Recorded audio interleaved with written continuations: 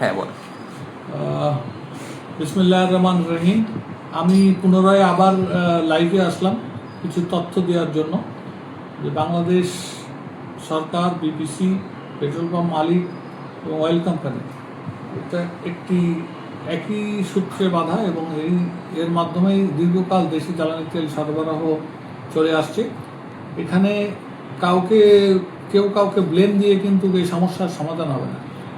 অনেক হয়েছে, 10 দিন আমরা প্রচুর তেল সাপ্লাই করেছি, হয়তো আমাদের পেট্রোল পাম্পের কাঙ্ক্ষিত যে মালিকদের চাওয়া সেটা আমরা হয়তো পাইনি। যারা হয়তো 5,000 বা 4,500 চেয়েছি তাদেরকে 2,000 দিয়েছে, কাউকে 3,000 দিয়েছে, কিন্তু তেল দিয়েছে অল্প অল্প করে, এবং সেটা সমষ্টিগতভাবে যদি যোগ করা হয় এটা বিশাল পরিমাণের তেল।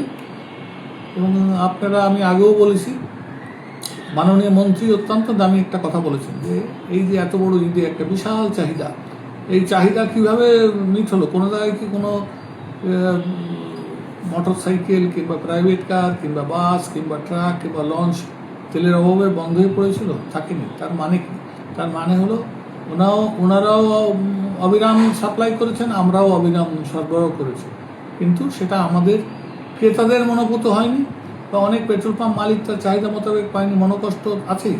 কিন্তু এটাকে তো সবারই চিন্তার ভিতরে নিতে হবে যে এটা একটা বিশ্বব্যাপী সমস্যা। এই সমস্যা কিন্তু শুধু আমার বাংলাদেশের নয়। এই চিন্তাকে নিয়ে সব জায়গা থেকে দায়িত্বশীল আচরণ করবে।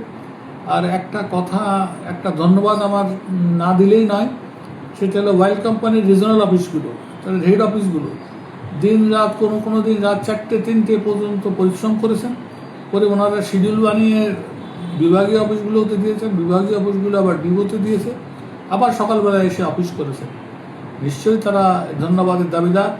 একই সাথে পেট্রোল পাম্প মালিকরা দিন রাত পরিশ্রম করেছেন, সাথে সাথে এই বিরামহীন পরিশ্রম করেছেন পেট্রোল পাম্পের কর্মচারীরা, যাদেরকে ধন্যবাদ না দিলে আমাদের পেট্রোল পাম্প মালিকদের প্রতি অকৃতজ্ঞ থেকে যাবো আমরা।